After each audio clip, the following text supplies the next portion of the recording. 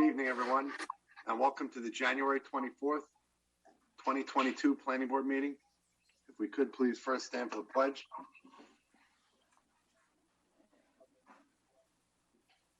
I pledge allegiance to the flag, United States of America, to the republic, for which it stands, one nation, under God, indivisible, with liberty and justice for all. Thank you. And I just want to bring up a few housekeeping items. This meeting is being broadcast live on the town cable TV channels. If you would like to join and participate in this Zoom meeting, click the registration link on the town's website calendar page for this meeting. All meeting participants will remain without video and on mute until their item is called to order to simplify the view on screen. Those joining by computer can use the chat function in Zoom to contact the meeting host, Robin, if needed. If you're a member of the public and would like to speak during the public comment portion of the application, please raise your hand by clicking raise hand button at the bottom of the participants list or send a chat message to the host, Robin. Although there's no public comment tonight, so. Oh, yes. All right. This is great. Okay, and we can skip the rest of it then. No. Reading off the script. Granite Knolls is not on tonight's agenda anymore. Right. Granite Knolls has been removed by the applicant. Okay, we'll dig right in. We have no correspondence, so we'll move on to the meeting minutes of January 10th, 2022. Has everybody had an opportunity to look over the meeting minutes? Yes. I have a question on page 3. Under one of the comments that were set forth by a resident at a public hearing, there was some note added, apparently to correct a statement that that person made. Is that something that we have done before, or is that the best way to handle something like that? If you look down when Susan, there's a description of Susan Siegel's comments under the Foothill Street solar hearing, and she's talking about a previous residential subdivision application many years in the past, and the statement was made about whether there was a stream crossing permitted, and then there's a note that says that there was no such denial by the Westchester County. I'm not getting into who's right. I'm just wondering if that's the right way to handle something like that. If somebody's got some statement made on the record, do we add comments into the minutes like that? We've not done that before. We did in this case because we didn't have the information until after the meeting. But it doesn't need to stay in there. I mean, that's up to you guys, of course. I would rather see us clarify, when we get to this discussion later in the agenda, we can clarify the points and respond to these things in that fashion. I don't think it's the best way to do it. So other than that, I have no other comments, but I would suggest we take that out. Okay. Just on that point, though, what do we do if somebody makes a statement that's part of the record that is factually incorrect? I think we correct it on our own record, and make sure that we reference back into that thing. I don't know. I see your point, Rob. There is this. I'm not just sure what the best way to do it is. Right. Jim, do you have any thoughts? Yeah, the resident's comment is what it is, and it should remain in the minutes as it is. If someone wants to take issue with that, that can also be included in the minutes, and that's the way I believe it should be handled.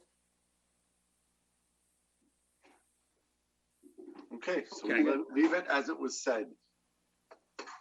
Absolutely. Yeah, and I think when we go back and have further discussions in reviewing the public comments that are made in a particular application, we could then respond and say, the record really is such and such, or whatever the case might be. Okay. So if I understand, you're going to strike that and then comment at a later time. Right. Okay. Is that okay? Just want to be clear. Okay. Any other comments? Anything on your end, John? Nothing further here now. Jim? Nothing else from me either. Okay. That's the case then. Do I have a motion to approve the January 10th, 2022 meeting minutes as amended? Motion. Second. All's in favor? Aye. Aye. Motion carries. All right, we're going to move into the regular portion of the meeting. First on the agenda is the Fiore Minor Subdivision. This is a request for a 90-day time extension. Location is 2797 Carr Court. We have Joe on. Yes, hi.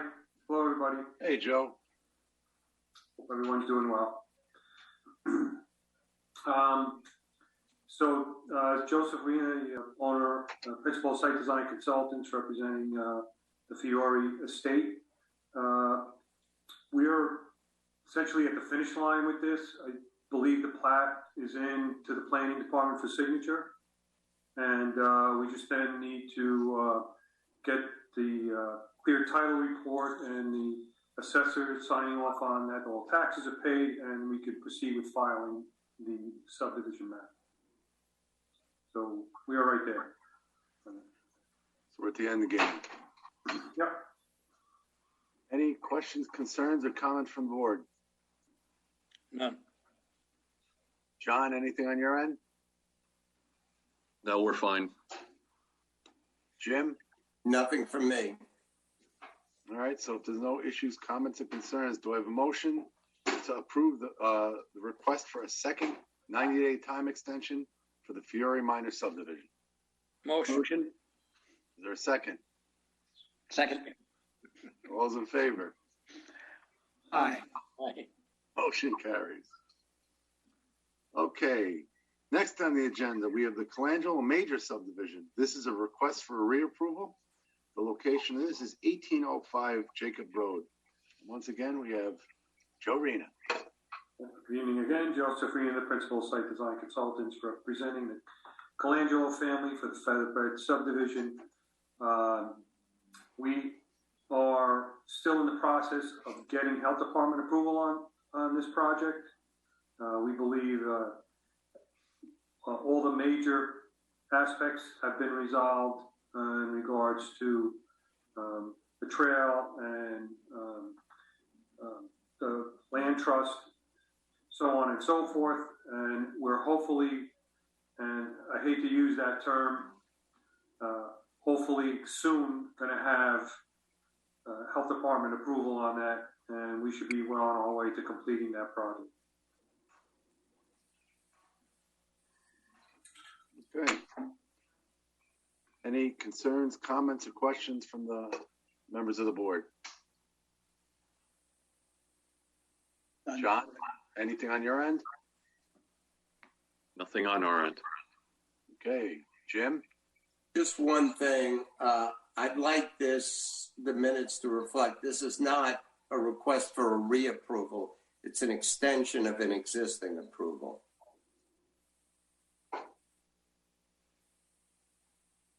Extension of a reapproval? Well, we have, just so we're clear, we have 2 extensions and then we do reapprovals. That's how we've been doing that. Oh, okay. So that it's actually 2 90-day extensions, and then we went to reapprovals. So we can review that with you, Jim, just to make sure we're doing it correctly if you want to. Well, that's, I'd like to follow the process for now, but that's something we can talk about offline. Okay. So we're going to leave it at reapproval or extension? Yeah. Leave it at reapproval, please. Okay. Okay. Outside of that, anything else, Jim? Nothing else. Okay. No other concerns, questions, or comments? We have a motion for the resolution reapproving the stormwater pollution prevention plan permit, wetland permit, tree permit, and final subdivision plat titled Colangelo Subdivision, aka Featherbed Properties, Inc. Do I have a motion? Motion. Is there a second? Scala, second. All those in favor? Aye. Aye. Motion carries. Thank you. Thanks, Joe. Okay, we'll see you later. Okay. All right, as Robin stated earlier, the Granite Knolls Park is our solar project has been pulled from the or withdrawn by the applicant. Sort of a motion to move into the work session. Motion. Is there a second? All those in favor? Aye. Okay. Moving right along. Next, we have the guiding eyes for the blind. This is a discussion of the site plan. Location is 611 Granite Springs Road. How are Hi, you? everybody. Diana Juarez here. I'm from Studio Architecture, representing Guiding Eyes for the Blind, as well as Mr. Bill Ma, who's in attendance as well. How you doing? My camera is blocked. So tonight we are seeking approval for the new installation of a new sewer line and electrical line to service a garage that's on the site right now. That's being converted for a use of a transfer point for pickup and drop off of service dogs. Can I share my screen to show you guys the lines?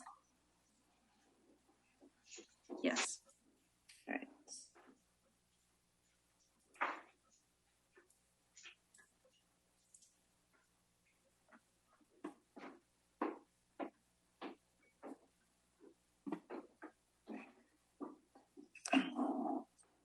So here is the new or the existing garage. It's not changing in footprint. It didn't change in height or anything like that. So we're just wanting to seek approval for this new electrical line here that's going to be serviced back from the existing kennel, as well as a plumbing line to service a toilet room within the space. And those two lines are within the 100-foot yard wetland setback that's there right now.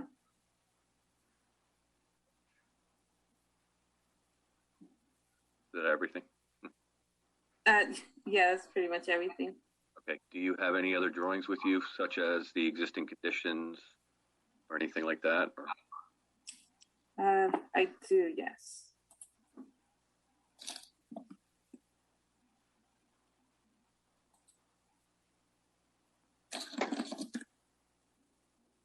While you're bringing that up, just for the board's knowledge, this is really the building department wanted us to look at this.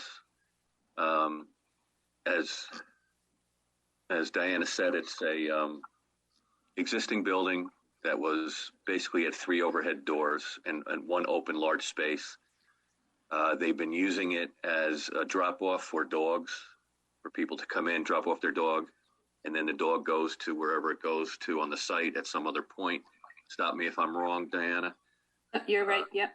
Yeah, and so really what they're doing is they're removing, for what's important to us here is they're closing in the garage overhead doors, putting in walls and a new door, dressing up the building. They're not changing the footprint, still used in kind of the way that they have been using it. So my look at it is there's not any parking demand change because there's no footprint change. The parking area that serves it remains the same and doesn't appear to need to have any modifications. They are not doing any modifications. So I don't think there's really anything here to go into amendments, formal amendments or anything. Right. So up here, let me show you the existing right now.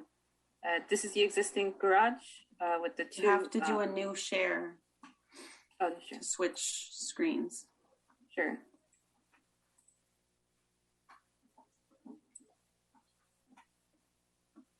There you go.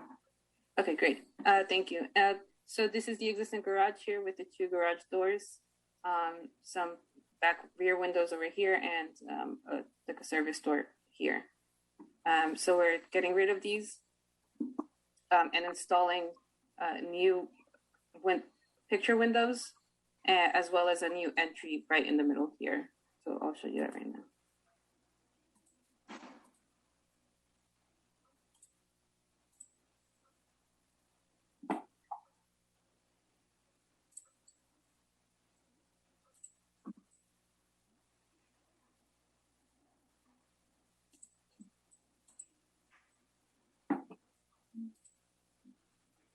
Can you guys see that or no? Yes. It should be a new sheet. Okay, great. So we're removing those overhead doors and installing an entryway here, and picture windows, as well as new dormers. Inside we have a toilet room, where initially we weren't gonna install it because there wasn't gonna be any employees within this space. It was just in the morning drop-off point and then pick up at the end of the day as well. But because of COVID restrictions, we thought it'd be hygienic to have a place where people can wash their hands or anything like that, as well as provide ventilation.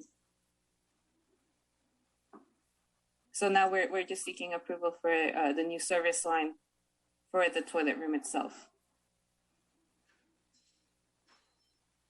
Okay, it seems pretty straightforward, as John has said. Any comments or concerns from the board? No. Jim, anything on your end? Nope, nothing from me. Dan? I mean, from our perspective, we're going to need to get a sewer permit for this. And I wasn't clear, are there any wetlands issues involved with this? The electrical lines or the sewer connection? Are there any what? I'm sorry? It might be in Any the buffer. wetlands issues? It may be in the buffer, Dan. Okay. The trench, you mean? Yeah, I guess I'm just asking whether this is a matter that the planning board should be issuing a wetland permit for if needed, or whether we should do it administratively if it's required. I think if if it's in the buffer, which I believe part of it might be, just going from memory, I don't think it's going to trip over any threshold, so it'd probably be administrative. In particular, if the planning board feels that this doesn't require any amendment, it certainly should be administrative. The other thing I would say is that probably Diana and Bill, these drawings that you've shown tonight, if we could get copies of those, but also along with that, a partial site plan. I know you had an old site plan there that shows some of the utilities that you're connecting to, but there's a later approved site plan that will show the parking area. And if you could just do a drawing that shows that and what you're doing, what you're not doing, and where the trench is, this way we can get to what wetland permit you may or may not need. And we'll need, some more information. First, we're seeing it, so we need some information on the pumps you're going to use, details on the piping and trenching and so forth. That would all be required before we could issue with sewer permit. Okay. Yeah, we have MEP drawings for those sewer lines. If we could get those, be great. Okay. All right, so it sounds like outside what Dan's asking for, there's no planning issues. So, John, we handle it with a memo? Yeah, I think we can handle it with a memo if you guys feel that way. And then we'll get some record drawings that correspond to the work that's being done. Sounds like a plan. Anybody have any issues with that? No. And Okay, we got to go. Good luck with the project, guys. Okay, great. Thank you so much. All the best. Thank you very much. Have a good night. Thank you. Okay. Next, we're going to move on to the Mongero Properties. This is a discussion of an approved site plan. Location is 44 Sawmill River Road. We got Michael Grace and Joe Rena.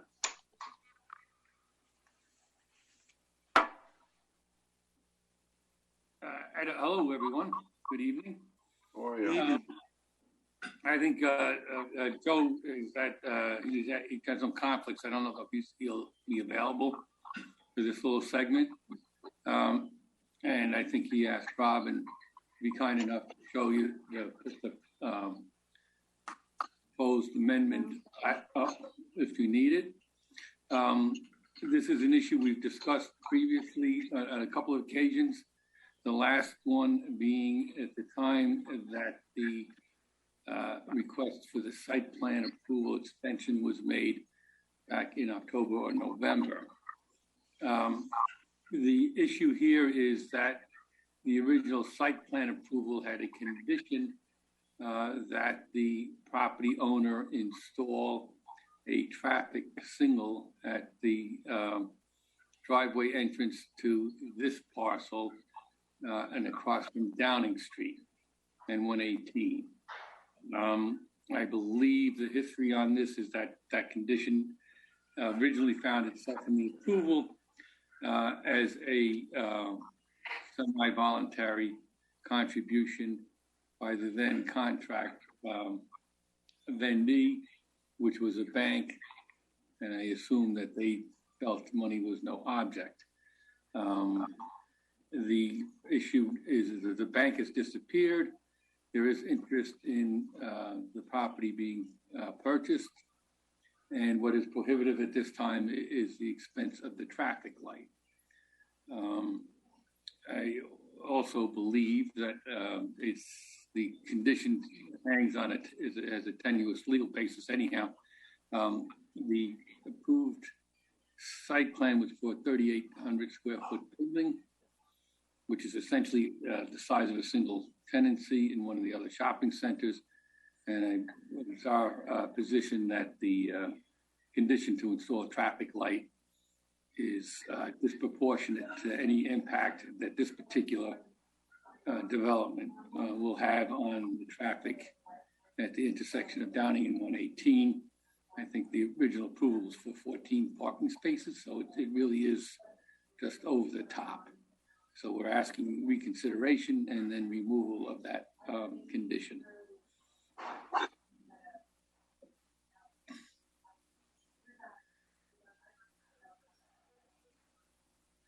Well, that is the site.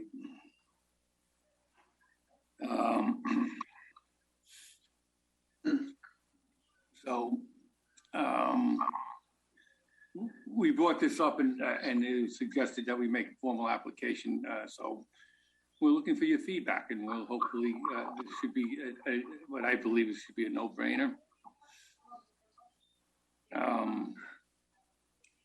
Anybody have any questions? Or? John, you want to start off? Okay, I'll start off. So as an amendment, it's a request for an amendment, right, Michael, to the site plan? I don't, there's a couple of ways I can approach this, but yeah, I think the easiest and best way is just as an amendment. I understand how this creeped into the approval to begin with, but at this point, is that, the bank didn't go ahead with the deal or whatever. The cost of the traffic improvements that were requested is going to be close to $750,000 probably in today's prices. Yeah. It's a very wide intersection. And quite frankly, I don't know that it's not really the way to do things. And I don't know, I guess DOT would accept it if somebody paid for it. But my understanding is DOT has been approached about the issue of a light at that point, and they think it's better just to put up a yellow cautionary sign for pedestrian crossing for the trailhead that's there. So I don't think they're interested in this in a light at this point. Anyhow, and we'll be happy to put the signs up, I guess. But we would like it requires the developer of the site now to go to DOT for approval for something that the DOT doesn't necessarily want, and is onerous and over the top for it's just disproportionate to the impact that this property is going to have on any traffic. Right. Just the process, so it'll be an amended site plan, and I think that you'll have to do, Mike, some review of the traffic record and the traffic study that was done. Yeah, not a whole new traffic study, and I know your guy collected some new data up to date. So it just needs to be shown what is the proper connection to the intersection. If a light is not appropriate, what is the proper connection to maintain, the high standard of safety. what amenities are needed, et cetera, et cetera. And then, have the drawings reflect all of that and the record reflect all of that. So in other words, the counts, I'm not sure of the most recent counts that went to DOT, whether they reflected this old proposed use and what that traffic would have been, which is, admittedly it's small probably, but whether there's a new use, whether anything that went to DOT recently had any proposed use for this fourth leg of the intersection. So that needs to be brought to the surface and understood. And then once those numbers come in and they support the fact that, a light may not be needed, then I think the board has some support to move off of that requirement. Yeah, I take this exception with that as part of the process, because that's just like, if we were to assume that DOT comes back and says they would like a traffic light at that intersection, it's not going to be that. It's not going to be this development that pushes it over the edge. It can't possibly be. I mean, it's not even. It's and even if it were, it would be absolutely excessive for this site to have to pay the freight on what would be an improvement that would have absolutely have nothing to do with this site on its own. In other words, this site couldn't produce enough traffic to warrant a traffic light at any point in time. So the fact is that if that may be an issue, and that may, that's really, to burden this site with any of that, I think is just improper. I don't think you need to have a study to say that 3,800 square feet is going to cause and even if it is a marginal difference that tips it over the top, it shouldn't be this site that pays the freight on it. Right. That all is understandable. All I'm saying is that in terms of the process, I think there should be a hard look at the traffic numbers to verify that in the planning board's record. And then it should also be updated with a similar use that is, your whatever buyer that you have, some generic use that is like that rather than the bank, just to make sure that they have solid ground and footing to make the decision to remove it. That's all. It's really an update. I'm not suggesting you need to go back to DOT with any of that. You just need to have your traffic guy just go through those and present to the board that, guess what, just like we thought, the volumes here are not reaching the tipping point. And then also my suggestion has always been that let's not forget about just the safety impact and what some of the design parameters may be to enhance and preserve the safety of operation at this, what will now be a 4-leg intersection, which is now, that exists as a 3-leg right now, but will be a 4-leg intersection. That's all I'm suggesting. It's really some design things and some updating of some numbers. I'm not suggesting you have to go through a long process with DOT. Mike, I have a couple of questions for you. I agree, and I anticipate that the traffic numbers will not justify what you're looking at, but as John Tegeter said, we need it in the record so that we can go forward. But I wanted to talk a little about the road. Could you address the driveway, the access? That's not on your site. That's off on the town, that's off on the over the trailway at this point? Would that well, it's actually on the roadbed of the extension of Downing Drive. So where's the trail next to that? No, I think the trail. I think what's been gravelled at this point is the trail. Okay. And has the AT&T cable been lowered? Yes. That's all done. Okay. Yeah. You're going to need to figure out where's the trail access then going to be if the driveway goes in there. Yeah, I think that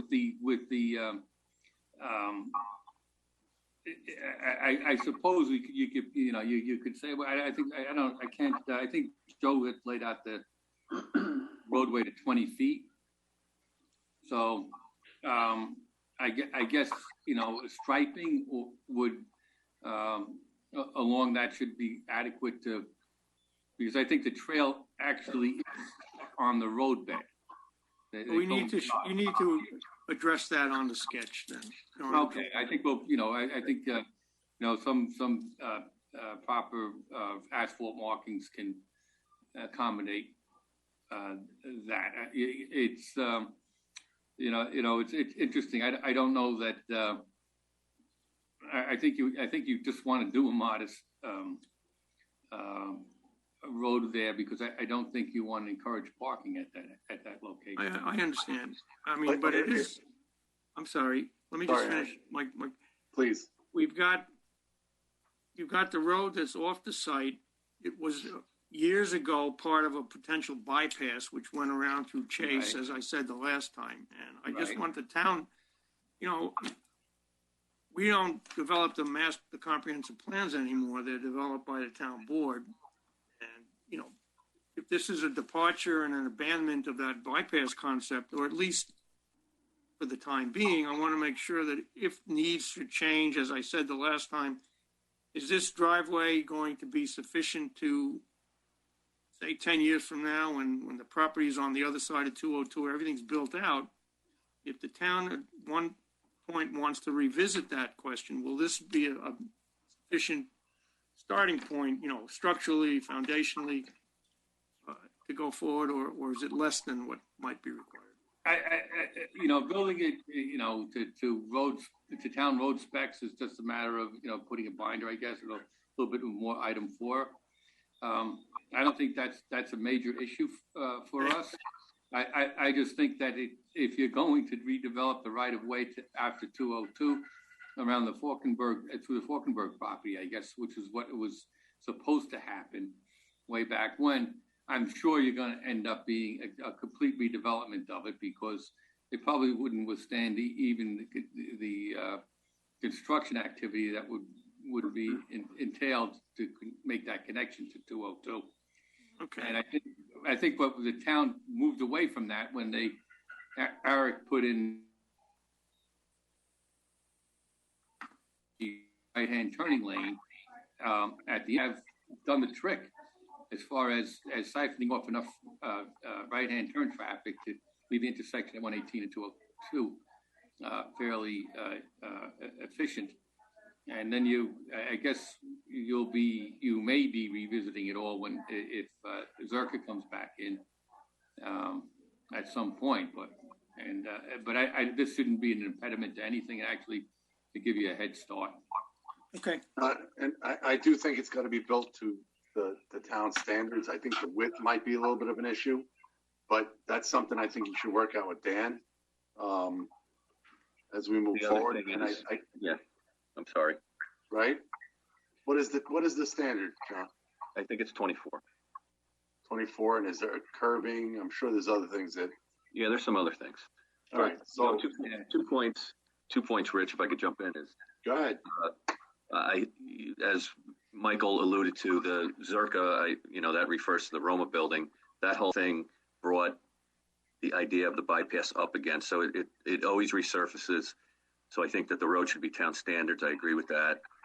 And the alignment and its width should be such that if a light or a signal does come to that intersection, it is in the right position and readily, there to be designed into it. Not suggesting 3 lanes, turn lanes. I'm suggesting a regular 24 or whatever the standard is, aligned properly with across from Downing, so that in the event that that signal does happen, because it does meet warrants. I'm pretty sure of that. Meets warrants as it is today. You mean for signalization? Yeah, so that it's just positioned properly and that it has the wide enough throat to handle that eventuality. Yeah, all I do is I just express one caution, and that is, you have to be careful about creating a loitering convenience, and I mean that sincerely. I think even when we discussed the trail and improving the trail so it goes out to the park, the Birch Street residents up there were very concerned about kids hanging out in there and making it convenient for them. And We've had that experience in town and other places where you build up a little bit of an area for someone to hide at night. You're going to get them to show up there. So I just caution you don't want to make it too convenient to be a hangout place. And I mean that sincerely, because that's what that would not be. I mean, has been a problem in other parts of town. So it's just a word of caution there. But, So we'll certainly look at that as we move forward. Maybe we got to put street lighting in or something of the effect. John, or Mike, I have a quick question on this. And again, this may show some of my ignorance, but is there any realm of where they could just apply for a driveway cut if it went onto their property? Because as I'm looking at it now, that road, as you said, is off their property, right? So so is there anywhere further down, if the entrance were to be made on the back side of the property or the right side of the property, could they just apply to a driveway cut from the state? Well, yeah, I mean, probably 118 is a limited access highway, so that makes it difficult. But truth be told, it's with the legal issues with the unimproved town roads, is that all it really requires is a petition from the abutting owners to require the town to actually improve it. The way the town gets away with not actually making the improvement to town specs, but saddles the property owner with it, is that basically they tell the property owner, don't hold your breath, because it's not going to, so it's going to, the town may be legally obligated to do it. Actually, it is legally obligated to do it. But if you want to wait around for the town to do it, you may grow very old before it happens. So that's, that's real, when these paper roads, now you go through the whole process of bonding them, either having them put in totally or having them bonded. So this doesn't happen, but historically, when they just end up being paper roads, it really just requires a petition of the abutting property owners to cause the town to improve it by road to town standards. That being said, I think that my client is willing to obviously do something to get into the property, and it makes sense to offer some of an improvement that otherwise he'd have to wait for. As a part of the improvement, I'm sorry, Rob. Sorry, Rob. As a part of the improvement of the road, would the trail still some off, whether it's a sidewalk or something like that, to continue that trail? Would that be part of the proposal? Well, the trail would not be moved. I think the trail kind of organically grew. I don't think it was intentionally designed, but it organically grew out of the fact that was a paper road, and the AT&T cable ran underneath it, so it's just kind of grew on its own.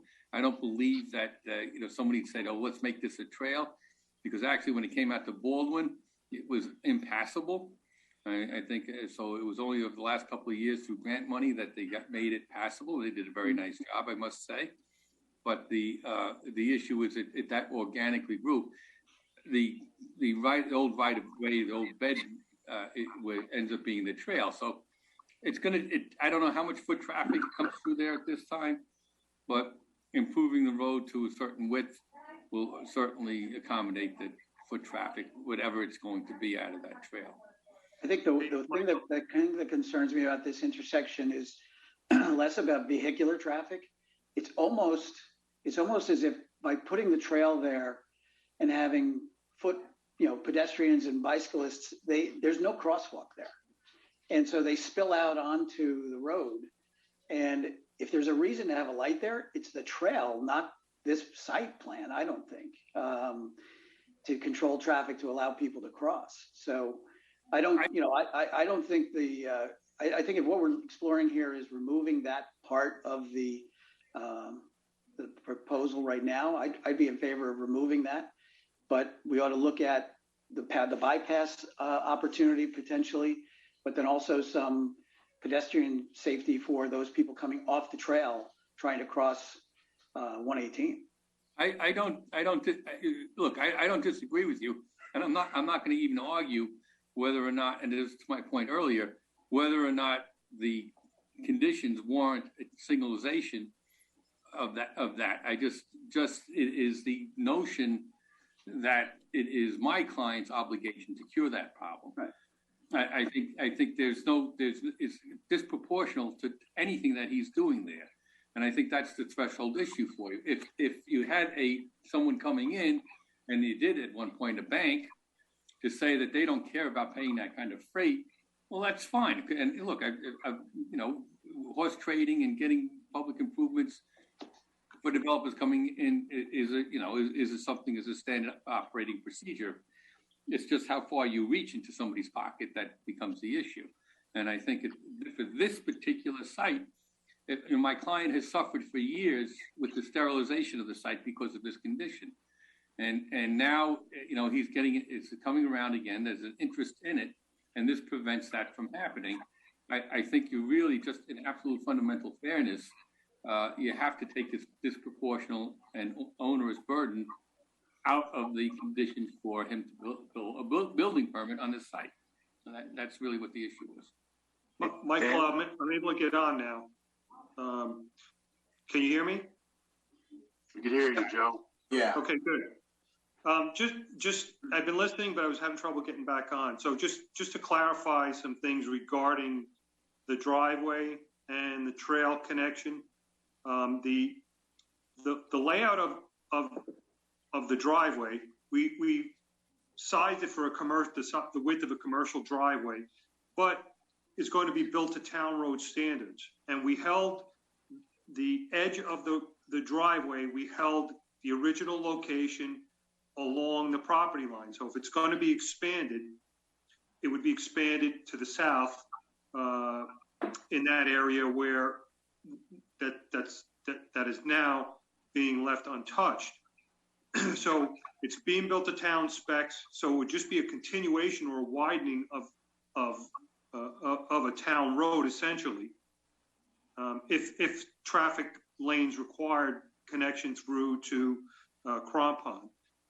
Secondly, what we did for the trail connection, and I've been privy to a plan that's been done by Phil Greeley for master planning that intersection for an automated crosswalk, and the crosswalk would be on the corner of the northeast corner of the intersection, or the Uncle Giuseppe side, and go across to the front of our property. So we have figured that into the equation, and we have shown an 8-foot wide sidewalk, and it could be wider if anybody wants it, thinks it needs to be wider, along that edge, along the side of our site, all the way up and connecting and reconnecting to the trail. So there is, once that automated crosswalk is in place, then you would have a safe connection going across up along the proposed commercial driveway,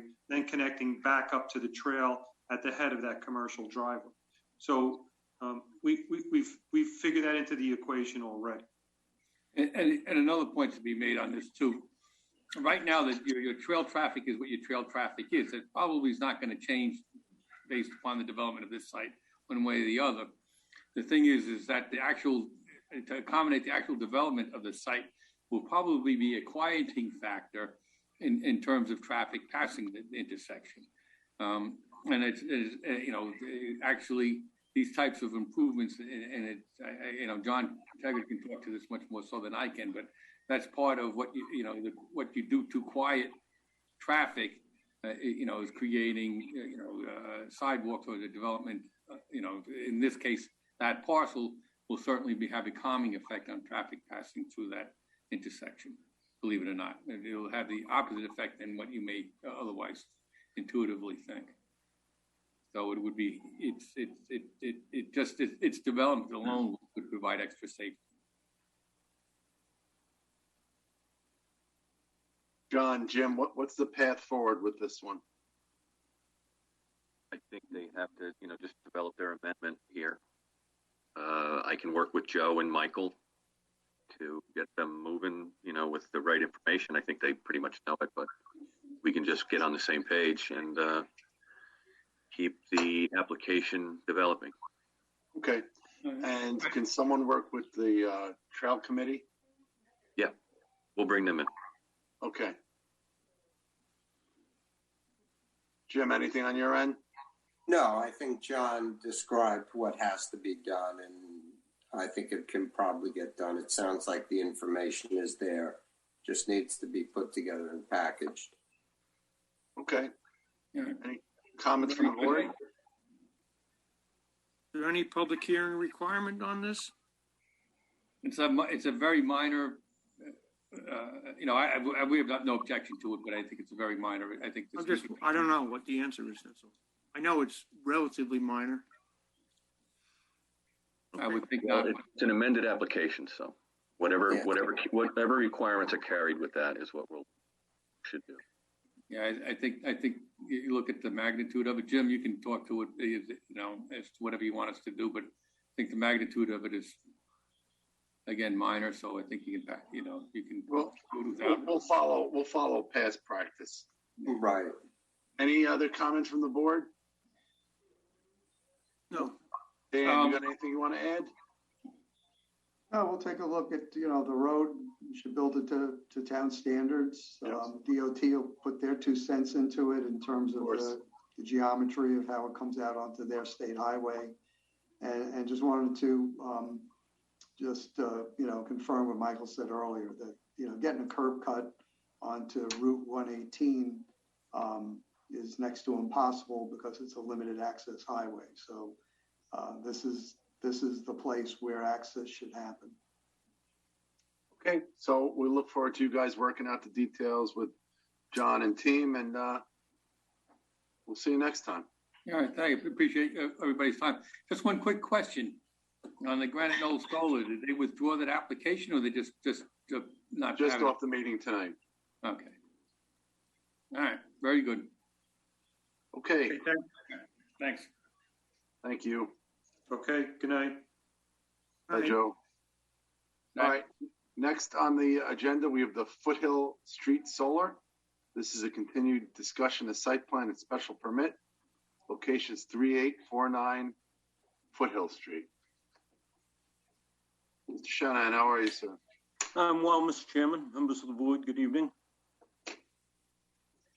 Mr. Chairman, as you will recall, the board voted to close the public hearing back on January 10. So I'm presuming the planning board at this point is working on a draft decision statement. I'll take the opportunity to bring the board current with 2 matters that are pending. John Tegeter called me last Friday so we could close the loop on exploring whether line of sight diagrams would be required in any spots around the project. To be honest with you, I didn't call you back today, John, because I know planning directors and planning staffs are always very busy on the day of a meeting. So I chose not to do that. I'll give you a call tomorrow morning. The other issue, Mr. Chairman, is today we received a memo from the planning department in follow-up to its review of our application for the Tier 2 battery energy storage system. There were a number of questions in that memo that we hadn't seen previously, and our engineering and electrical team are in the process of addressing those. We should be able to turn those around in very short order. So that's where we are at this point. We've got a few loose ends to deal with in the planning department, but I don't see any obstacles at this point. I'd leave it to Mr. Tegeter and his staff to comment further on either or both of those. Really no comment. Just we have to tie up those few things. I hope you and I get to talk in the next day or two, and we can start to close up some of the visual impact stuff. You bet. Thank you. As they say, the devil's in the details. All right, so you guys are going to touch base. And, I have a comment I'd like to make. Absolutely. I think it's appropriate at this point to step back and look at the entire application now that the public hearing process is completed and we've had an opportunity to read and review comments of members of the public in addition to everything that's been submitted by this applicant. And I have my comments tonight are based upon my review of the entire record that's been submitted. It's based upon my understanding of this board's responsibilities under the State Environmental Quality Review Act. And not not so much on general policy considerations as to whether we like solar or not, because I don't think that's really relevant at this point to what we're doing. You know, in general, our board reviews applications, environmental forms. We identify issues, and the applicants generally go through a process of revising their plans to address our specific concerns. And typically, that process leads to the adoption of a negative declaration, and ultimately a project gets approved. We also consider specific laws that are impacting projects, such as the town's wetlands law, the tree law, and its solar law. And in particular, the solar law contains a ranking of land uses which are suitable for solar arrays as a policy statement, which has been made by the town board, with completely forested lands being ranked last in the order of priority. And I think this statement of preference gives us as a board some additional discretion in reviewing these applications.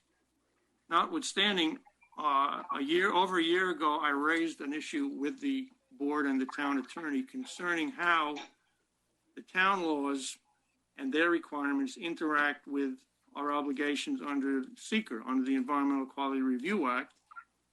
We were advised that the planning board, we as a board, can go beyond the requirements of, for example, the tree law in assessing the impacts of tree and forest removal. If we were only required to follow and apply the tree law, for example, then there would be no need for us to do any kind of environmental impact analysis that SEQR requires us to do.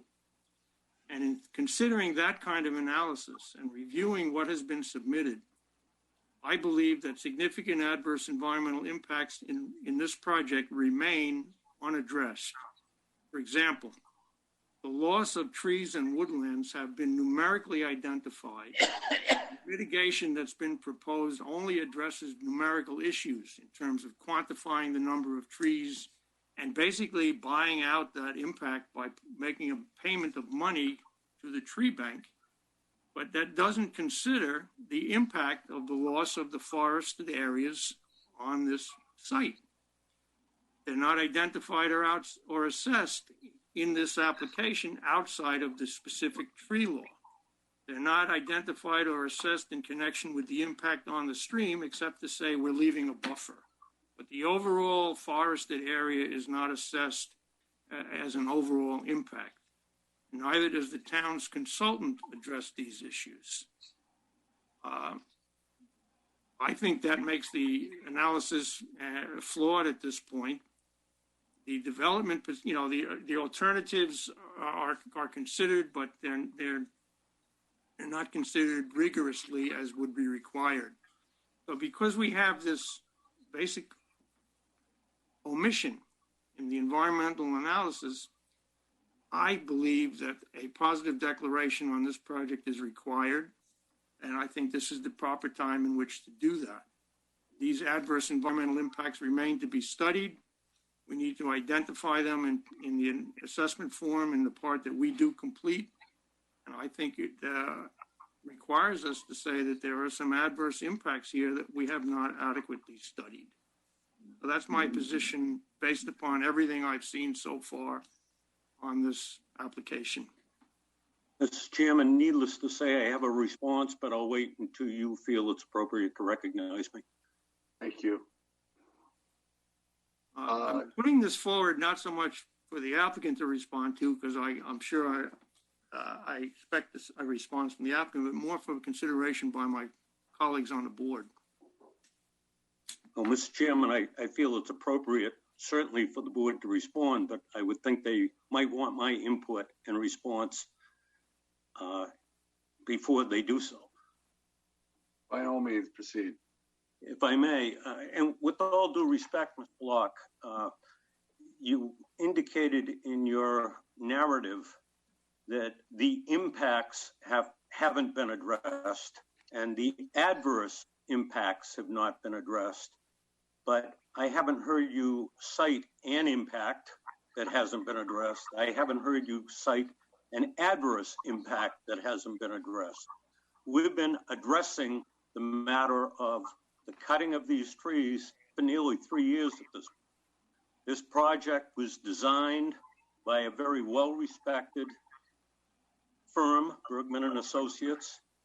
We have answered each and every question along the entire process. The matter's been reviewed by the town outside environmental consultant. We were required to pay for the town-chosen environmental consultant who came back and ultimately approved the environmental consultant. No impacts that weren't addressed, noted no adverse environmental impacts that weren't addressed, and approved the project. The town engineer working for the town has reviewed the project in depth and approved the project. So if there is an impact that you would like me to address, I'd be curious what it is. If it's an adverse impact, I'm certainly curious as to what it is, but I cannot address matters that have never been brought up. And I certainly would have to defer to the town-appointed environmental consultant and the town-employed engineer who have both approved this plan to presume that the professionals don't see those impacts that need to be addressed. Thank you. So I completely understand what Aaron's saying, because this is a completely wooded piece of property and obviously a very sensitive one. Dan, is Dan still here? Dan, you've reviewed this this application, and on your end, are you satisfied at this point that everything's in compliance, as Mr. Shanahan had said? Well, I mean, it's, you know, the stuff that I'm looking at, I mean, is really pretty one-dimensional. You know, I'm reviewing it on behalf of the stormwater, and much of that's been addressed. We just have to do, a final deep dive prior to signing off on the SWIP acceptance. I would not be weighing in on what's suitable mitigation for the trees and so forth, and the visual impacts. That's just not in my wheelhouse, and not what I consult the board on. But in respect to what you're reviewing, you're satisfied that the applicant has addressed your concern? Yeah, I'd say that's a fair statement, yes. Okay. John, on our end, and I'm looking through the record here, the Conservation Board, the Tree Advisory Board, I'm trying to find the last memos from them if we have them.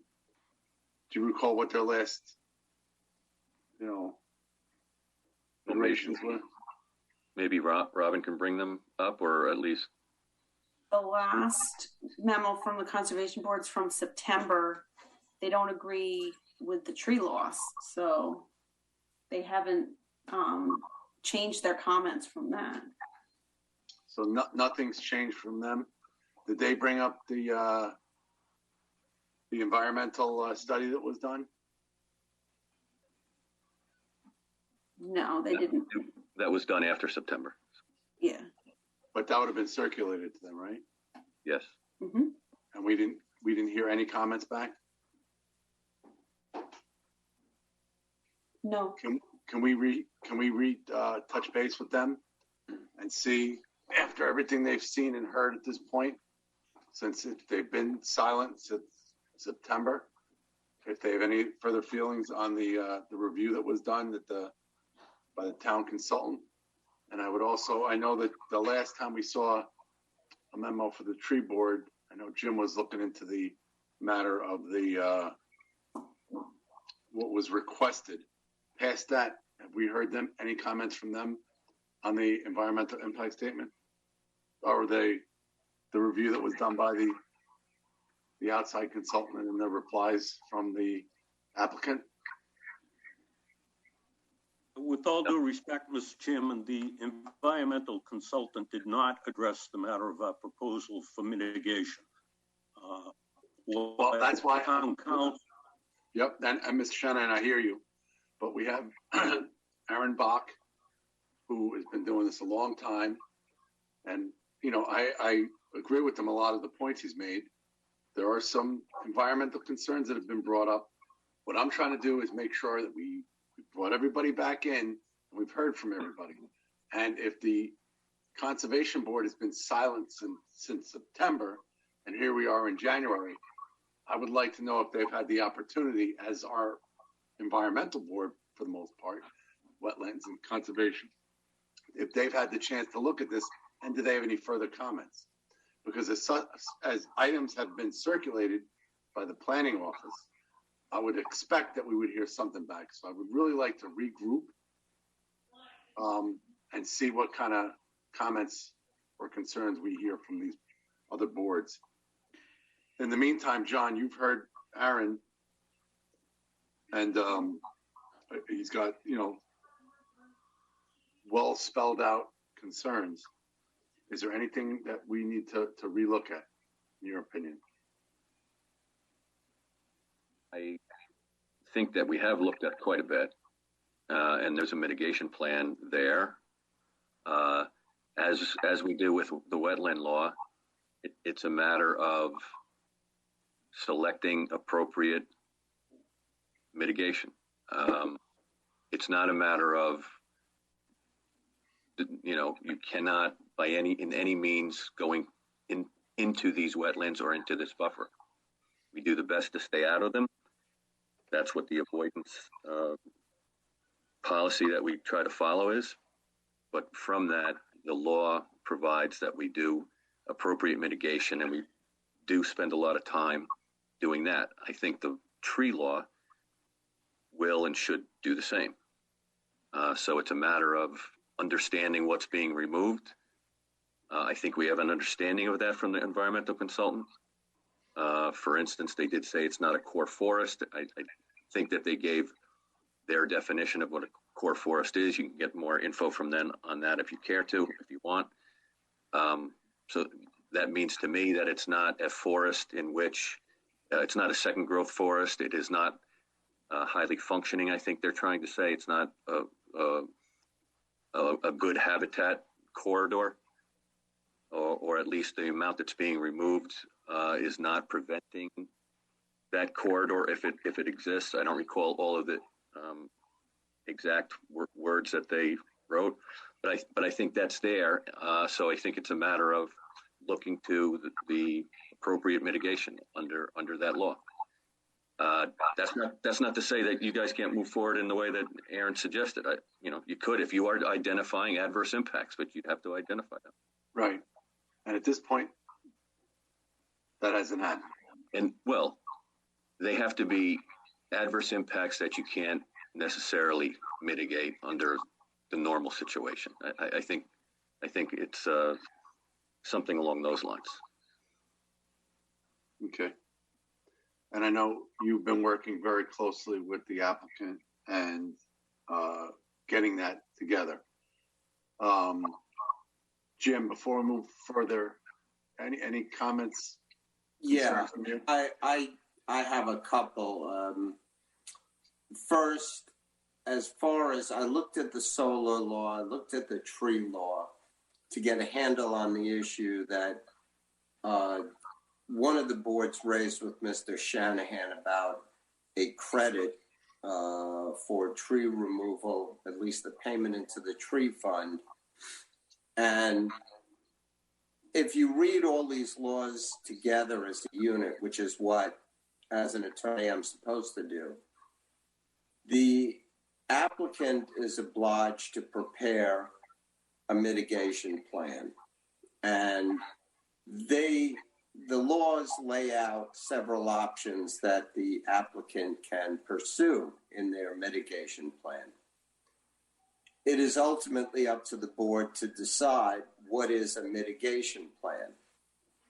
Mr. Shanahan was correct when he said that he has the option of proposing certain things, a certain number of trees replanted, a certain number to be paid into the tree fund.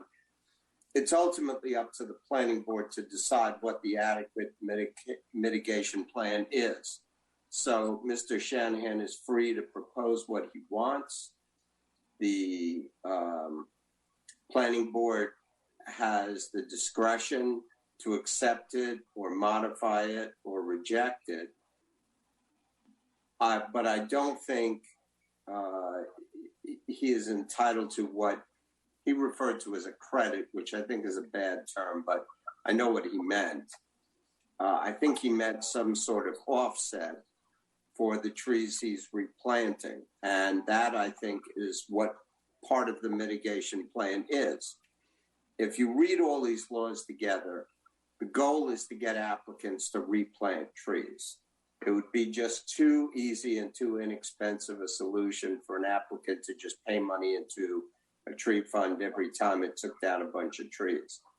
The whole point is get a plan together that mitigates the loss of trees.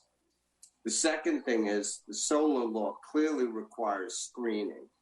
So an applicant could not do it might be the conservation board, it might be an interpretation of what they suggested. An applicant can't just come in and say, I'm not going to do any screening, I'm just going to pay into the tree fund. They could say that, but the planning board would be remiss if they approved such a plan because it didn't apply or it didn't contain the required elements of screening. So ultimately, it's going to be up to the planning board to decide what level of screening and what level of mitigation is correct. And all that brings me to Aaron's comment. If Aaron has specific issues that he feels needs to be addressed, then he was correct in raising them now. After having all this information, if he feels that certain issues haven't been adequately addressed, that can be dealt with in two ways. It can be dealt with either as a positive declaration, or it can be dealt with as an issue that requires further study. I think most of the time, an environmental impact statement will require an applicant to study a lot of things that have no bearing on their project. And I think an environmental impact statement might not be the best vehicle to address Aaron's concerns. A deeper dive into the impact of the wooded lands, the loss of that woodlands, might be better addressed as a separate issue that the board can deal with as part of its EAF parts 2 and 3, in a sense, a supplement. Okay, very, very good information. Aaron, if you could hang out just 1 second, just so I can finish my thought. And earlier in the meeting, when we were talking about the minutes, there was the planning department tried to make a correction on something that was stated in there. Oh, yeah. And I think this goes back to this whole thing about this development and that it was pulled. And I know Dan CRC is on, and I think he was involved with it. And I know John obviously was involved with it. And everything we've heard so far is that this development was done, the impacts on the property in the area would be much greater than the solar. But I think there's a big question, and I think this keeps coming back and forth. And I don't remember, I was on the conservation board at the time. Why was this application stopped? I don't think it was pulled. I think it just stopped. And I don't remember why or what. I don't think it was an issue of sewer or anything of the sorts. No. Does anybody recall what the background was? My recollection is that it was stopped by the applicant. There was no reason given. There wasn't an official stop that was declared by them. It just did not come back to the board. I suspect that it had something to do with the economic downturn and the housing market at the time, because we're going back in 2008, 2009 area. Yeah. 2007, 8, and 9. That's what I think it was. I have a vague recollection that that's what was talked about. I don't have that on firm evidence directly from the mouth of the applicant. but I believe that to be true. I also have no record from the health department stating that this property was not able or not approved or not going to be considered to get into the sewer, to be avail itself of the sewer. So I don't find that to be true. If anybody has that such piece of paper, they should submit it to this board in my department. But I've never seen anything like that, nor do I recall any discussion of that nature. So, Mr. Chairman, if I might respond at an appropriate time. Hang on 1 second, I'll let you know. Please, thank you. So if this applicant turned around next week and said, you know what? I want to move ahead with the residential subdivision. To our knowledge, that could proceed. Obviously, the housing market is very different now than it was during those dark days back then, but yes, they could actually proceed with that. And from what I'm hearing from on the environmental end is that application would be a lot more impactful than the one in front of us now. Is that a misstatement, or is that? No, I think that's a fair statement. If you recall, that was in the neighborhood of 20 to 22 lots. Yeah. The conventional subdivision was using both sides of the stream, so you would have much more of the forested area being disturbed. Not necessarily all removed, but that remains to be seen. Our experience is when there is a subdivision, in particular, one in the neighborhood of half-acre lots, that most of the trees in the area do get removed, and you really have to pay attention to what areas you may be able to keep. We know from when we were doing the comprehensive plan a number of years ago that the half-acre lot neighborhoods we tend to find that your outdoor living, your amenities, your yard and lawn basically use half acre. If you live on 1 acre, you have some area that you don't use and usually has some woods left to it. And as the lots get bigger, the living area, including, and I mean your outdoor and your house and so forth, that is disturbed on the lot is somewhere in the neighborhood of the half acre to maybe 1 acre, not much more than that. So in the half acre lots, we see most of the lots being cleared and utilized, with some areas between lots being kind of let go to have some trees grow and create some buffer between lots. They don't start out that way typically. It starts out with most of the trees on these areas being cleared. So from that, I think you can anticipate that there would be more trees removed in that case than there would be in this case, which is using a little bit more than half of the acreage for the solar development. I think when Mr. Shanahan's team did that comparison that they did, I think they did a comparison that came up to that the disturbance amount was roughly the same. And I think that came out to be because there were areas that were not going to be, it may have been a little bit that they did a conservative estimate, but I think that they left some areas forested on the subdivision plans, but those were not developed to the point where there was hard limits of disturbance. But they did come out to be roughly the same in terms of disturbance. So in the most conservative vein, I think we're looking at disturbance that is somewhat equal between, at the very least, between the subdivision and the solar array. My opinion is that if you had the 20 lots conventional subdivision and you're seeing that development on both sides of the stream, you're going to have more tree count being removed. In terms of the areas of disturbance, I think you will have more of that too, because by the time you get to actually designing the actual construction, you'll find that there's going to be much more areas cleared than are shown on the plans to the level that they were advanced back in 2008. So we have a concern that was raised. We have some more knowledge about the old subdivision that was proposed. We also have no information from the Conservation Board since September.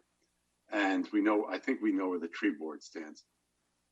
With all this going on right now, would it be inappropriate to bring them back into the loop, to ask them point blank what they see in the environmental report that our consultant did and the back and forth? I think that's a good idea. Rich? You can ask them, sure. Go ahead, Aaron. I was thinking about the town attorney's suggestion. It's not so much the procedure I'm looking at is the analysis of the issues that we're facing. What I would suggest is that the Conservation Board meet with us at our next meeting during the work session, and perhaps we can get the consultant in, ask them some questions and, flesh this stuff out and move forward one way or the other. I would like to do it that way. Does any member of the board have any concerns, comments, additions? Yeah, I have a comment. I don't want to see this applicant treated more harshly than anybody else. If he comes in with the way he's been and previous applications about solar power, why should we step on this applicant harder than anybody else? I mean, he's did all the bells and whistles. I don't see, with all due respect, Aaron, I think we're just trying to look a little more harshly on this thing. I don't believe it. Well, and Bill, clearly we don't want to treat anybody differently, right? I think every application is very different than the next. I say it all the time. Each property is like a fingerprint. They're all different. This is the first major solar farm that we've got in front of us. And as Mr. Shanahan says, this would predated the code that the town has. And, I know right now there's some background movement about the code and, possible tweaks to it. And obviously, as this is our first one out of the gate, with no disrespect to the applicant, we want to make sure that we do this right. So it's not that we're, I think, treating this application any different than any other application that would come before us. But this is a first. This is it's a major project. It's one that I think we all would be on the same page. Everyone here wants to make sure whatever comes in front of us is successful. And that success also, impacts the surrounding areas. We've heard from the school district and the town next door. Everybody's got concerns. So we want to make sure that all those concerns are addressed to the best extent practicable. So what we're doing is not, I think, coming down any harder on this applicant and this what's in front of us, but we're going to make sure that on our end everything is done appropriately and is done correctly. John and I'm sure Mr. Shanahan have worked very hard. And I know they have over the last few weeks to get the details worked out. We now, I think, it's our obligation and our duty to make sure that moving forward that everything is appropriate. So I wholeheartedly agree with Aaron with the meeting with the Conservation Board and getting the consultant on board. Obviously, the applicant, Mr. Shanahan, would be there so that any concerns anybody has can be aired and vetted appropriately. So, and Bill, I agree with you. We want to make sure everything works. We don't want to treat anybody any differently, but this is, frankly, it's a first. So we want to make sure it's done right. Rich, just one comment for me, if Please. I could. Absolutely, Rob. I'm in favor of continuing the dialogue. I think it's a little bit unfortunate and somewhat inefficient. We just closed out the public hearing, which is where, not only the relevant boards, but the public get to speak on this topic. And I think we can only use the tools that we have. And the tools that we have are the tree law, the solar law. And the reality is our focus has been about respecting the neighbors, right? Now, one thing about this is that it is in a residential area, relatively what should be considered residential. And so one of our key priorities has been about the screening and not creating any visual pollution, if you will. And, I believe the applicant has done a good job in addressing those issues. The other tools that the applicant has is, a mitigation plan, which can take either the form of planting trees or making a contribution. I don't consider it a buyout. I think of it, to me, I'd much rather see trees planted somewhere that could grow and thrive than dollars just sit in an account that, again, I'm still not quite sure what the balance is in our tree fund and what's being done with it. But, I think if it takes one more conversation, that would be fine. But I think most of the hurdles have been met, barring, any Native American remains on this property or, risking the spotted newts in, home or something like that. That's really a deal breaker. It seems to be that the applicant has done everything they've had to do in order to comply with our current laws or tools. So, it seems somewhat inefficient to have to go back around again and solicit comments from people that, if they have comments, I would imagine would be jumping up and down to be heard. But and Rob, that might absolutely be the case. But I think, as Jim said, he felt that the way Aaron brought this up was the correct path. And, I agree with you. We're not looking to beat a dead horse here, but in essence, we still are the public, right? We're volunteers, we're residents of the town, as our partners in the Conservation Board and the Tree Board are. So I think this isn't a rehashing of things. I think we got to make sure the concerns that have been brought up, if appropriate, are dealt with. And, we still have a ways to go with this. That's why we're in the work session. But I think we got to work out the details. So I hear you. I agree with you on a lot of your points. But I also, I've heard Aaron. And I think Jim felt it was the appropriate time. And again, you can't discount all the work that everybody's put into this on the professional end. But I don't think it would hurt. And I think it would possibly put a lot of things to bed if we all got together in one room and just hashed it out. And I think one other point I'd like to bring up, and that is that since we closed the public hearing, we've got a clock under the town that we have to be aware of too. Okay. So we have 62 days from the close of the hearing to render decisions. Yep. And I don't know if we had to call a special meeting. That might be a way to go about it. I don't know what the board members feel. I'd be okay with that. That would be fine. I think the onus is going to be on us to, removing the trees that are currently on those 15 acres, about half of the property, is absolutely going to have an impact, right? Absolutely. I think the challenge is if somebody believes there's adverse impacts. Now there's obviously animals living on that property. They're going to have to find new homes. So there definitely is going to be an impact. But the only tools that the applicant has to remedy that impact is really what we talked about, a mitigation plan or payment into the tree fund. I just think we got to wrap it up. We got to get to a point where I think we're all on the same page. And I at this point, I think it's important after what Aaron brought up today to finally address that. Mr. Chairman, at some point, I'll let you talk, Joe. Just give me a minute here. Jim, John, before Mr. Shanahan talks, any other comments, concerns? Not for me. I think no, nothing else. All right, Mr. Shanahan. Yeah, if I might just, one quick point, one might take a little longer.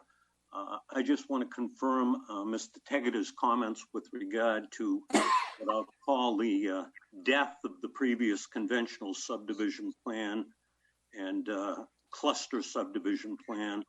He appropriately noted that they were going through the process when the economy took a downturn, and Mr. Lockwood and his family at that point decided they weren't going to pursue it until things got better.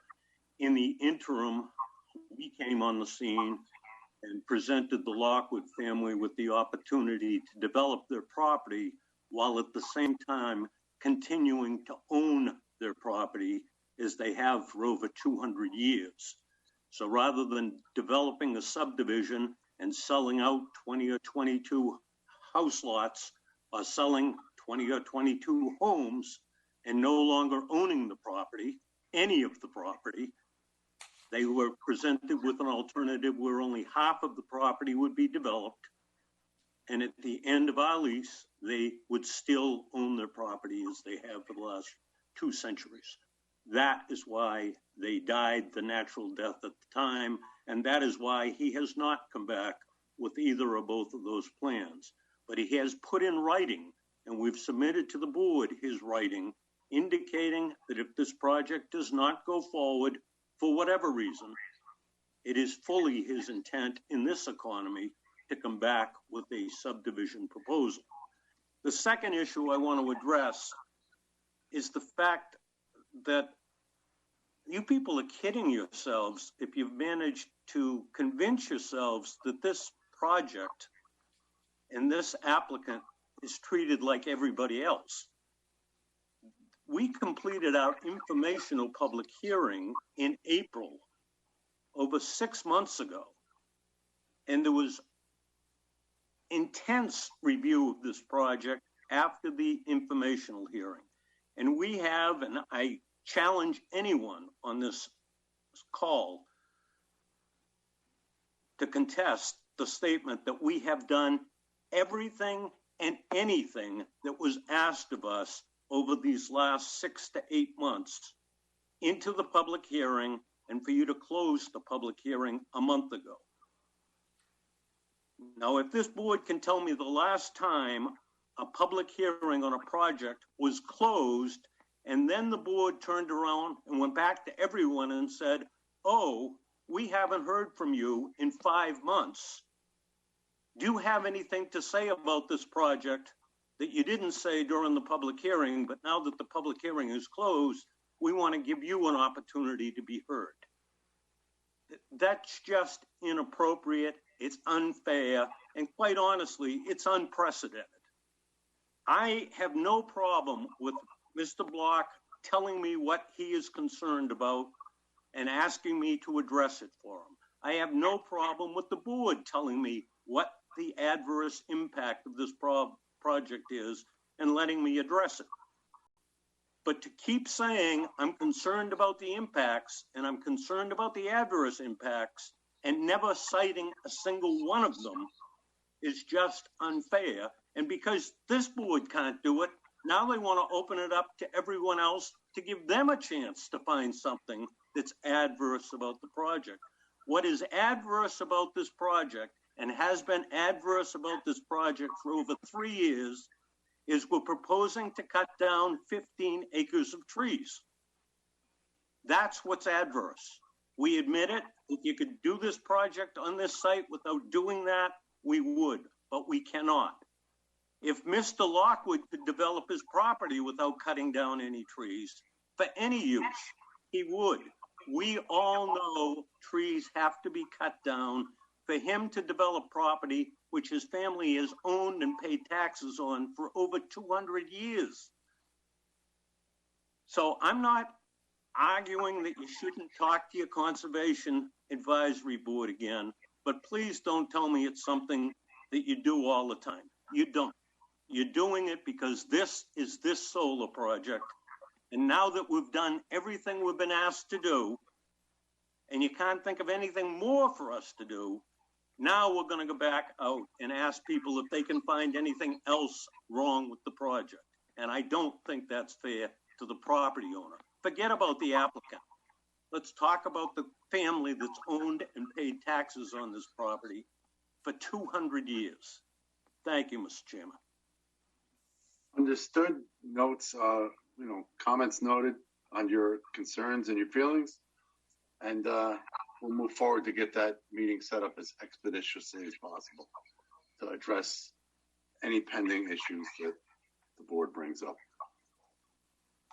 Anyone else? Put a time limit. We have a time limit, Bill. By law, we do. Okay, so let's get it done.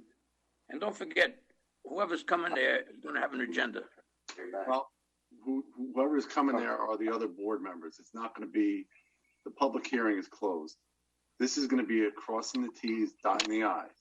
If there's something that we feel has been missed or addressed, or if there are any adverse issues, that's the time where they're to be brought up.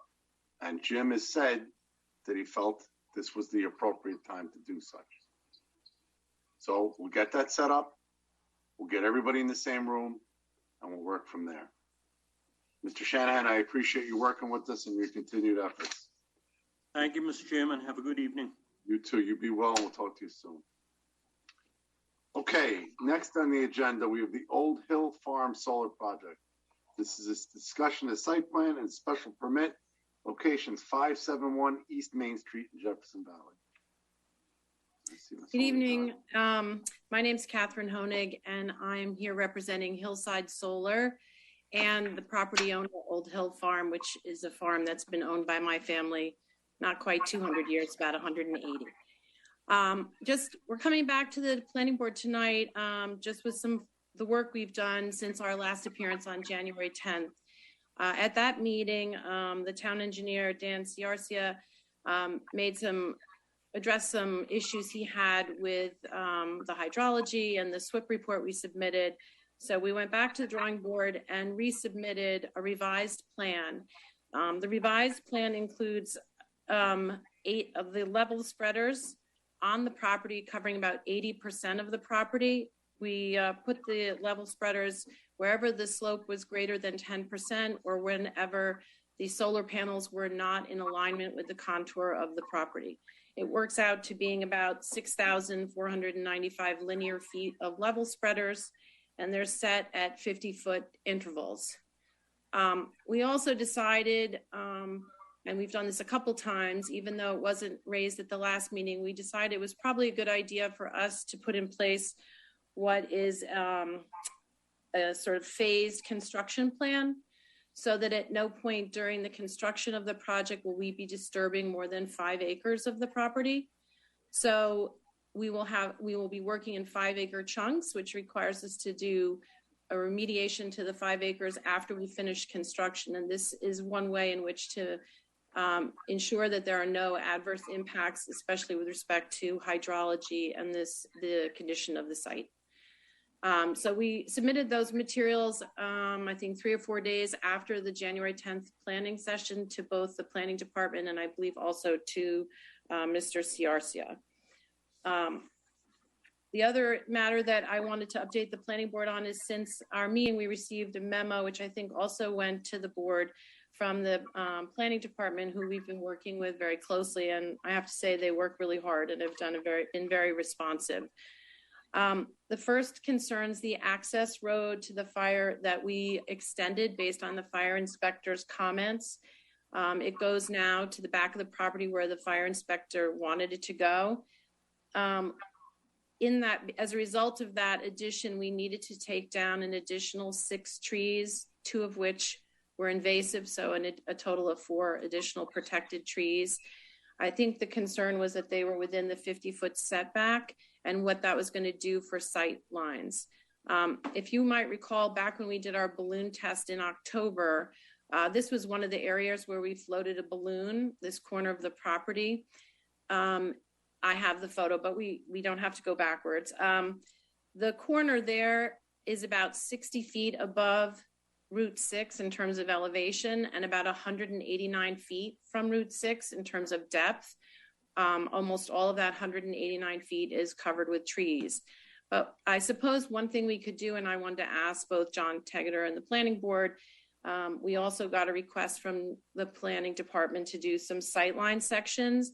And if there's a concern about the visual impact of that, we're happy to add that as an additional sightline section so that we can make sure that there are no adverse visual impacts. And then I think last on the planning, the memo we got today from the planning department is to get in that they have requested an estimate from the town environmental consultant to verify our wetland delineation and evaluate our tree mitigation plan. We've provided some additional material to Robin today regarding the wetland delineation. So I think they should have everything they need to forward on to the environmental consultant.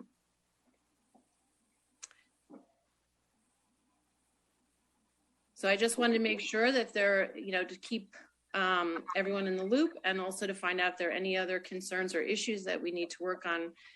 We are trying to be as responsive as we can to those questions and concerns. Thank you. John, at this point, I'm sure we're going to have the same comments and concerns with all these applications. We on board with the same route? Yeah, the sightline sections are, I'm sure you know, they're basic diagrams, and they help you understand from a particular vantage point what height of, say, a screening tree would adequately screen what's behind it. So those are very valuable. And I think that while this team has worked well and hard on the screening aspect, this just makes it certain that the areas we've done the best that we're able to do, and that you've done what the law requires. So I think those are good to have. And I think that the second part of having the environmental consultant look at it is really a matter of course and should be done as we do with all of them. Okay, and on this application, have we heard recently from the Conservation Board? I think Robin can look that up, the last memo we got.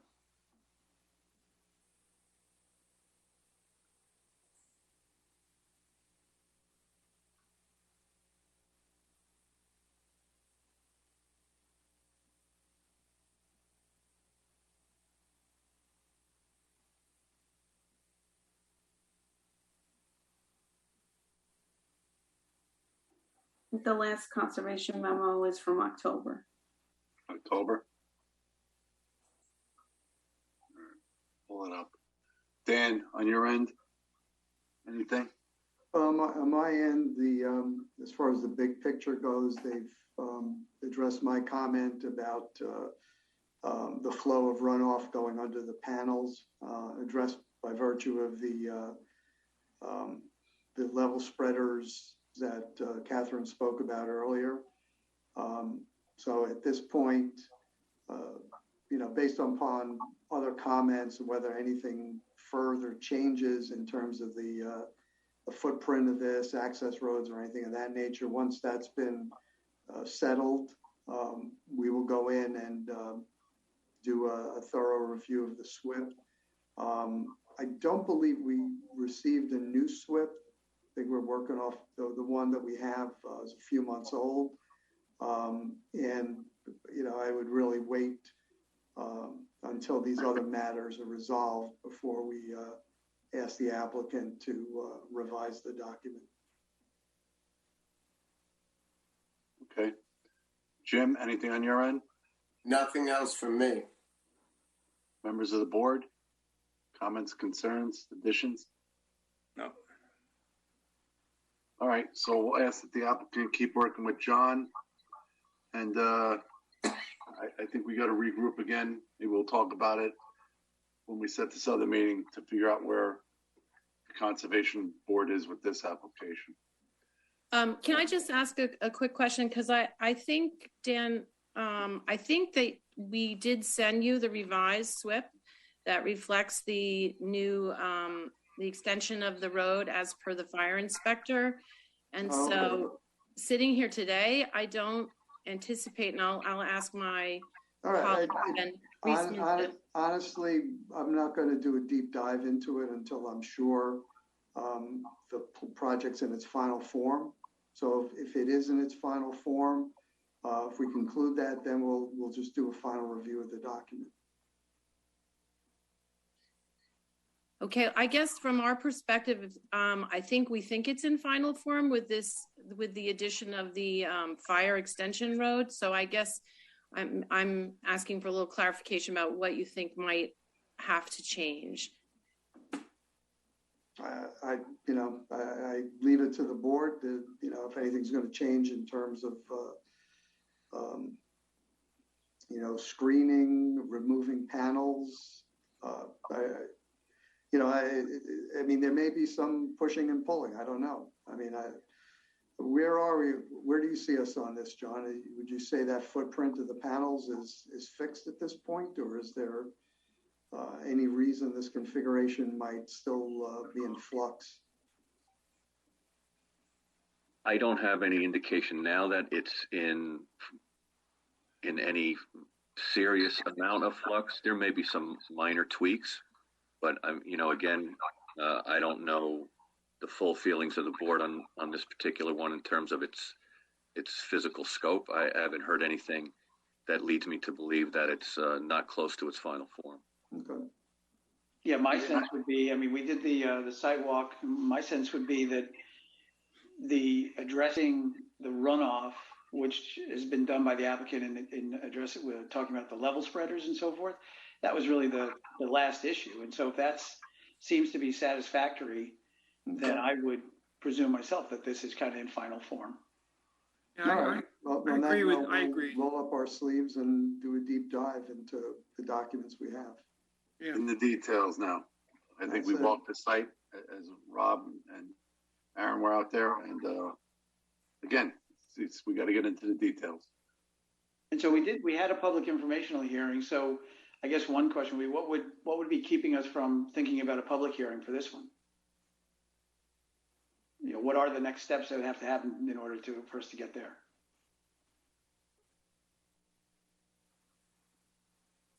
John, you're on mute.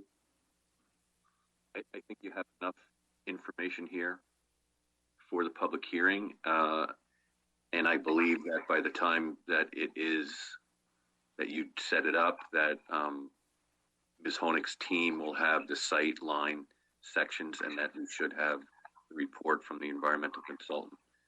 So given that belief, I think you can set it up and we can work to make sure that those two things happen so they're available for the public hearing. Well, I guess we would turn it back to the applicant and say, or would you be ready for a public hearing? Yes, I think we'd be ready for a public hearing. I think the next available date is February 14th. I mean, assuming we get the comments back. I mean, if we get the comments back 2 days before the hearing, I'm not sure we can get it done. But we're doing our best to respond to you in a prompt manner. All right, so let's see what we can do to get that set up. Are we missing anything? There was the one issue that, and again, I guess I would ask the applicant is, in terms of, there was a bit of a timeline that you were looking at relative to some aspects of this project related to grants and things like that. Are you okay in that regard, or is there anything where this board can assist in that? I think the issue for us is it's a shifting landscape in terms of NYSERDA incentives, and that affects the economics of the project greatly. And in order to lock those in, you need to have a negative declaration. And I understand that normally you couple that with an approval. I'm not suggesting that you force an approval, but that is the issue that's important to us, is the negative declaration. All right, so let's work towards getting those answers. All right, anything else? I think that's the end of the meeting. Thank you very much. Thank you very much. You have a good night. Good night. Good night. Do I have a motion to close the work session in the meeting? Motion. Second. All those in favor? Aye. Aye. Thank you all very much. Okay. Hi, everybody.